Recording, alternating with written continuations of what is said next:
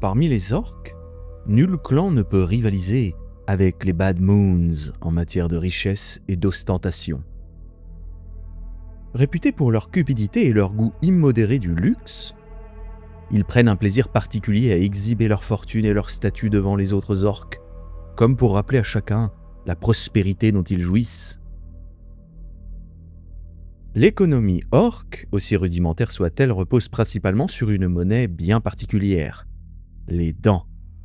Celles-ci peuvent être prélevées sur les orques morts ou arrachées aux vivants, mais leur principale particularité réside dans leur capacité à repousser continuellement. Toute dent perdue finit ainsi par être remplacée, garantissant aux orques une source de monnaie presque inépuisable, bien que produite suffisamment lentement pour conserver sa valeur. Dans une telle économie, la richesse dépend naturellement de la vitesse à laquelle les dents repoussent. Et sur ce point, les Bad Moons bénéficient d'un avantage considérable. Leurs dents poussent plus rapidement que celles de n'importe quel autre orque. Même le Bad Moons le plus modeste dispose donc d'une source de revenus régulière dont les autres orques sont privés. Cette particularité leur permet d'accumuler des richesses considérables et d'acquérir des armes, des armures, des véhicules et toutes sortes de biens auxquels leurs semblables ne pourraient généralement prétendre. Les Bad Moons sont ainsi devenus les principaux représentants de la richesse et du prestige au sein de la société orque. Cet avantage n'est cependant pas considéré comme injuste par leurs congénères, car si les Bad Moons disposent de davantage de dents, ils sont également confrontés à un problème que leur fortune ne peut résoudre. Leurs richesses peuvent être perdues aussi rapidement qu'elles sont accumulées. Il suffit en effet qu'un orque plus grand ou plus puissant s'en prenne à un Bad Moon pour qu'une partie considérable de sa fortune disparaisse entre ses mains. Quelques coups suffisent parfois à transformer un orque prospère en individu beaucoup plus modeste, les dents arrachées devenant immédiatement la propriété de celui qui s'est montré capable de les prendre. Aux yeux des orques, cette situation n'a rien d'injuste. Elle constitue au contraire une parfaite expression de l'ordre naturel de leur société. La richesse exceptionnelle des Bad Moons est compensée par une vérité que tous les orques reconnaissent.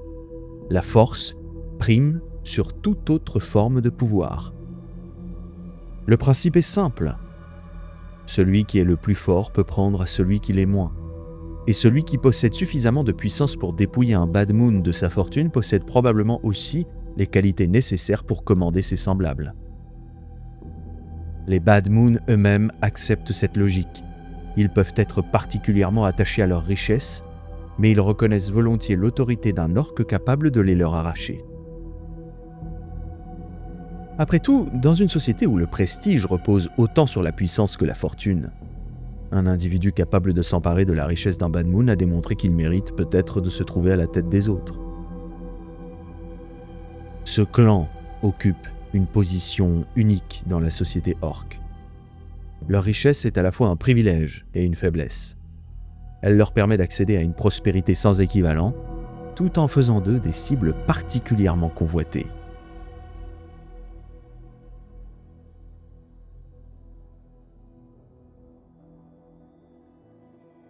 Bien que leur existence soit largement consacrée à l'acquisition de richesses et de biens matériels, les Bad Moons remplissent une fonction essentielle au sein de la société orque. Leur instinct pour le commerce en fait d'excellents marchands, négociateurs et prêteurs sur gage, capables d'évaluer presque instantanément la valeur d'un objet comme celle de l'individu qui souhaite l'acquérir.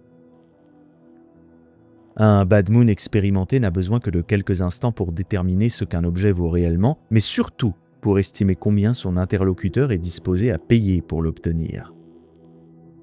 Cette capacité leur confère une influence considérable lors des rassemblements orques, où armes, véhicules, équipements et services changent constamment de propriétaire. Si un objet peut être vendu, échangé ou monnayé, il y a de fortes chances qu'un Bad Moon ait déjà trouvé le moyen de s'en procurer quelques exemplaires. Toujours à la recherche de nouvelles possessions susceptibles d'accroître leur prestige, les Bad Moons participent activement à ces échanges et contribuent ainsi à maintenir une forme rudimentaire de commerce au sein de la société orque. Leur présence est d'autant plus appréciée par les post-guerre que leurs réserves de dents constituent une source de liquidité immédiatement disponible. Nombre de post-guerre aiment ainsi conserver quelques Bad Moons à proximité, capables de fournir rapidement les fonds nécessaires à l'acquisition de matériel, au recrutement de mercenaires ou à toute autre dépense susceptible de favoriser une WAG. Cette importance économique a naturellement donné naissance à plusieurs théories concernant l'origine même de la monnaie orque. Certains fouettards soutiennent que les Bad Moons auraient inventé l'usage des dents comme monnaie après avoir constaté que les leurs repoussaient beaucoup plus rapidement que celles des autres orques. Selon cette interprétation, leur avantage biologique aurait ainsi donné naissance au système économique et monétaire qu'ils dominent encore aujourd'hui. D'autres fouettards défendent cependant une théorie radicalement différente. Selon eux, les dents seraient devenues une monnaie avant que les Bad Moons ne développent leur avantage particulier, et ceux-ci auraient simplement trouvé le moyen d'accélérer leur croissance afin de s'assurer une richesse toujours renouvelée. Aucune de ces hypothèses n'a jamais pu être démontrée et il est peu probable qu'elle le soit un jour.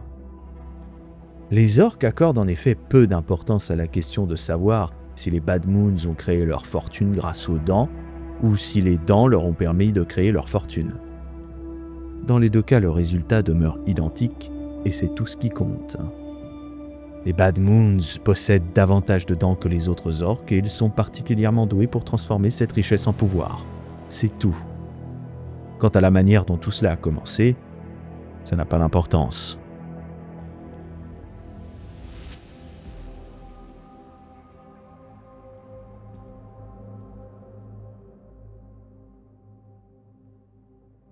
Les orques du clan des Bad Moons sont des créatures à la voix tonitruante, aux manières arrogantes et aux poches toujours bien garnies. Ils ne dépensent leurs dents que pour ce qu'ils considèrent comme digne de leur rang, qu'il s'agisse d'un flingue, d'un kikoup ou des vêtements les plus luxueux qu'un orque puisse porter. Chez eux, la richesse ne saurait être dissimulée, elle doit être exhibée. Au camp, comme sur le champ de bataille, les Bad Moons se parent des équipements les plus somptueux que leurs dents peuvent leur procurer. Leurs armures sont toujours couvertes de plaques de métal précieux, de gemmes et de toutes sortes d'objets de valeur, assemblés sans autre considération que celle de susciter l'envie et l'admiration. Leur apparence est une démonstration permanente de leur fortune, chaque pièce d'équipement constituant autant un symbole de prestige qu'un instrument de guerre. Leurs armes suivent la même logique. Les Bad Moons recherchent les équipements de la meilleure qualité qu'ils font généralement embellir de dorures et de décorations diverses. Surtout, ils apprécient les armes capables de produire un vacarme assourdissant, comme chez tous les orques en vérité. Chez les Bad Moons, une arme qui détruit efficacement est une bonne arme. Une arme qui détruit efficacement tout en faisant trembler le sol sous son vacarme est encore meilleure. Leurs véhicules ne font pas exception. Les Bad Moons affectionnent les engins imposants, bruyants et excessivement décorés, dont les carrosseries sont surchargées de plaques métalliques, de gravures et de dorures. L'or occupe une place particulière dans leurs préférences. Trop malléable pour constituer un matériau efficace dans la fabrication d'armes ou de véhicules, il possède peu de valeur aux yeux de la plupart des autres orques. Ceux-ci sont donc parfaitement disposés à l'échanger contre des dents, au grand bénéfice des Bad Moons. Ces derniers utilisent alors l'or à profusion, allant jusqu'à en faire plaquer leurs dents afin de rendre leur richesse visible jusque dans leur sourire bestial. Les boss et les nobs Bad Moons sont particulièrement réputés pour leurs chariots de guerre personnalisés. Ces imposants véhicules sont de véritables extensions de leur statut. Massifs, lourdement armés et richement décorés. Ils sont conçus pour transporter une bande entière ainsi que tout ce que leur propriétaire juge suffisamment important pour l'accompagner. Gretchen, Snotlings, Squig, serviteurs et autres équipements y sont entassés parfois jusqu'à rendre difficile la distinction entre un véhicule de guerre et une accumulation ambulante de possessions. Les bandes de Bad Moons sont, selon les critères orques, particulièrement bien équipées. Leurs nobs arborent d'imposantes bannières dorsales et manient d'énormes armes customisées, tandis qu'une multitude de serviteurs grottes s'affairent autour d'eux. Des batteries d'artillerie lourde entretenues par les mécanos accompagnent fréquemment ces formations et leur procurent une puissance de feu considérable. Pour les Gretchins, servir au sein d'une bande de Bad Moons représente également une occasion de prospérer. La richesse de leurs maîtres crée d'innombrables opportunités pour les plus débrouillards d'entre eux qui savent rapidement se rendre utiles auprès des orques les plus influents. Un Gretchin, particulièrement habile, peut ainsi gagner les faveurs d'un boss et devenir son serviteur personnel. Il lui revient alors de porter les objets que son maître juge trop encombrants pour s'en charger lui-même, tout en veillant à satisfaire ses moindres exigences.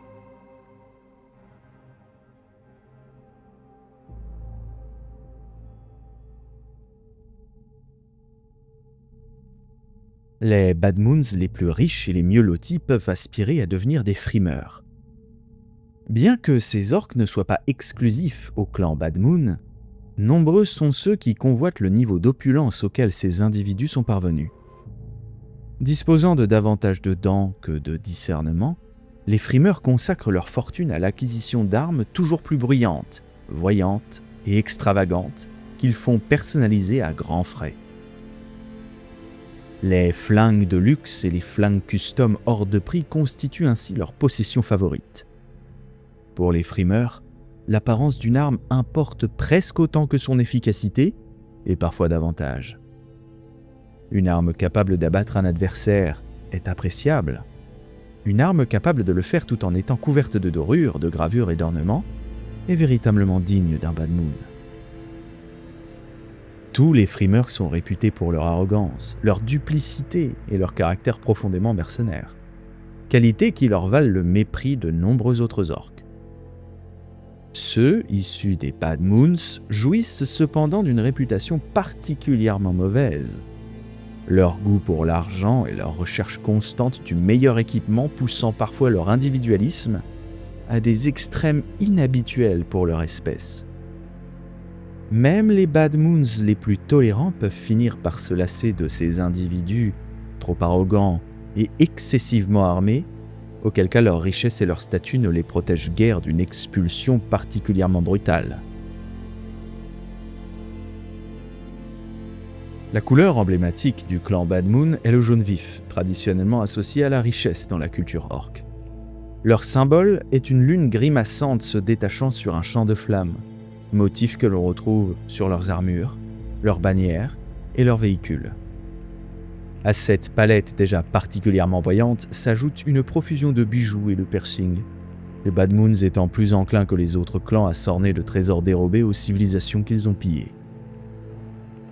Tout objet présentant une apparence suffisamment précieuse est susceptible de finir en possession d'un Bad Moon. Les pièces les plus remarquables sont exposées telles quelles sur leurs armures ou leurs véhicules, tandis que d'autres sont fondues et transformées en bijoux, en anneaux nasaux, en projectiles dorés pour leur calibre, ou encore en béliers de chariots de guerre recouverts d'or. Pour un Bad Moon, un trésor qui n'est pas visible est presque un trésor perdu. Cette ostentation permanente ne doit cependant pas être confondue avec de la faiblesse. Il serait imprudent de sous-estimer un Bad Moon simplement parce que son équipement semble davantage destiné à attirer les regards qu'à protéger son propriétaire. Ces orques sont parfaitement disposés à démontrer la valeur de leur possession par la force et n'hésiteront pas à faire usage de leur équipement contre quiconque oserait ridiculiser leur fortune ou leur apparence. Cette abondance de couleurs, de métaux précieux et de décorations présente néanmoins un inconvénient évident. Il est particulièrement difficile de passer inaperçu lorsque l'on est du clan Bad Moon. Leurs bandes peuvent parfois être repérées à des distances considérables et certains témoignages affirment même que leurs hordes particulièrement ostentatoires ont été distinguées depuis l'orbite basse. Qu'une telle prouesse soit due à l'éclat de leurs armures, à la taille de leurs véhicules ou simplement à l'ampleur du vacarme qu'ils produisent demeure difficile à déterminer. Les Bad Moons, pour leur part, ne semblent guère s'en soucier.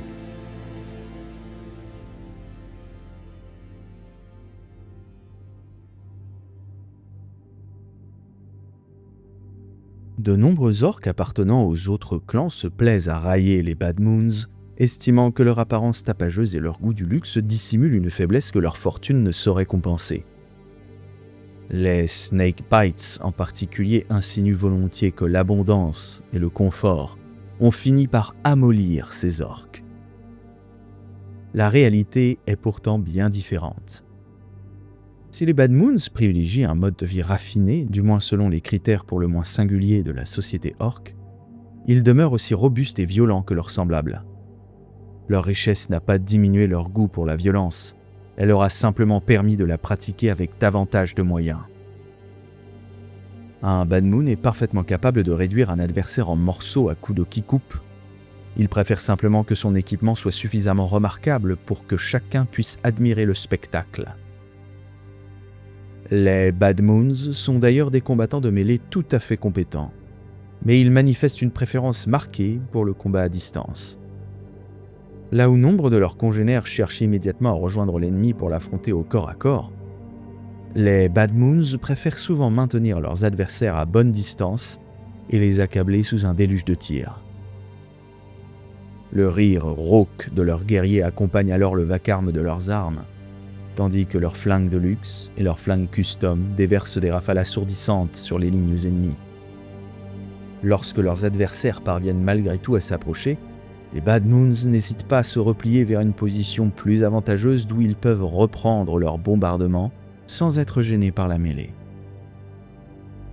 Cette doctrine est rendue possible par une ressource dont les Bad Moons ne manquent presque jamais, c'est bien évidemment les dents.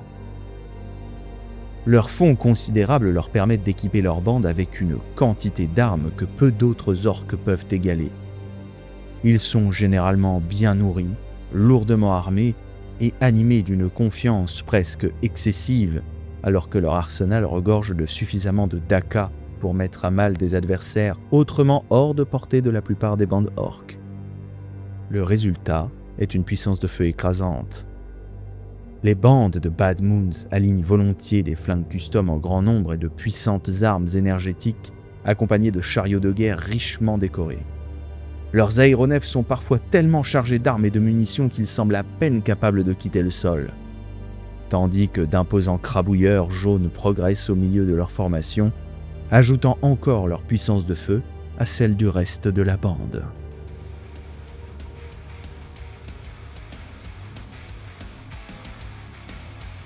Ce qui pourrait passer pour de la décadence constitue en réalité l'une des principales forces des Bad Moons. Leur richesse leur permet d'acquérir davantage d'armes, davantage de munitions et davantage de machines, transformant leur extravagance en une véritable doctrine militaire. Au cours des millénaires, la galaxie a subi les déprédations de nombreux boss de guerre issus du clan Bad Moon. Tous ont laissé derrière eux le même constat. Lorsqu'un Bad Moon dispose de suffisamment de dents, son arsenal peut devenir presque aussi dangereux que son ambition. Le plus célèbre d'entre eux demeure Nazdreg Ug Urdgrub, l'un des plus puissants boss de guerre Bad Moons connus et un allié régulier de Ghazghkull Mak Uruk Traka. Réputé pour son intelligence tactique, sa ruse et les impressionnantes hordes de méganobs lourdement armés qu'il commande, Nazdreg représente à lui seul tout ce que les autres orques redoutent chez les Bad Moons. Une richesse considérable mise au service d'une puissance militaire démesurée. Sa réputation est telle que Lord Oxenos a émis contre lui un ordre d'assassinat de rang vermillon. Malgré cela, Nazdreg demeure insaisissable. Où qu'il se trouve actuellement, il est probable que ses forges produisent de nouvelles armes, que ses mécanos préparent quelques engins extravagants et que ses guerriers accumulent suffisamment de daka pour transformer la prochaine planète rencontrée en champ de bataille. Car si les Bad Moons aiment afficher leur richesse, ils savent surtout comment la convertir en violence.